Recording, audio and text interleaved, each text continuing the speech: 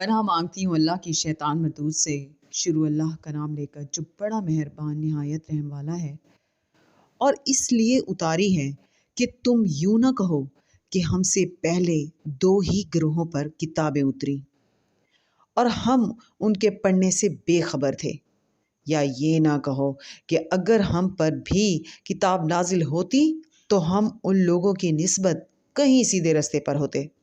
سو اب تو تمہارے پاس تمہارے پروردگار کی طرف سے دلیل اور ہدایت اور رحمت آ گئی ہے، تو اس سے بڑھ کر ظالم کون ہوگا جو اللہ کی آیتوں کی تکذیب کرے اور ان سے لوگوں کو پھیرے۔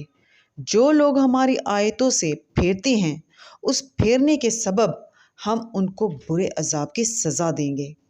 یہ اس کے سوا اور کس بات کے منتظر ہیں کہ ان کے پاس فرشتے آئیں یا خود تمہارا پروردگار آئے یا تمہارے پروردگار کی کوئی خاص نشانی آ جائے۔ جس روز تمہارے پروردگار کی خاص نشانی آ جائے گی تو جو شخص پہلے ایمان نہیں لایا ہوگا اس وقت اسے ایمان لانا کچھ فائدہ نہیں دے گا، یا جس نے اپنے ایمان کی حالت میں نیک عمل نہیں کیے ہوں گے تو گناہوں سے توبہ کرنا مفید نہ ہوگا۔ اے پیغمبر، ان سے کہہ دو کہ تم بھی انتظار کرو، ہم بھی انتظار کرتے ہیں۔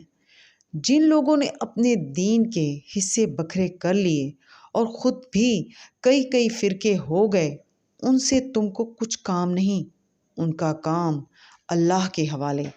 پھر جو کچھ وہ کرتے رہے ہیں وہ ان کو سب بتائے گا۔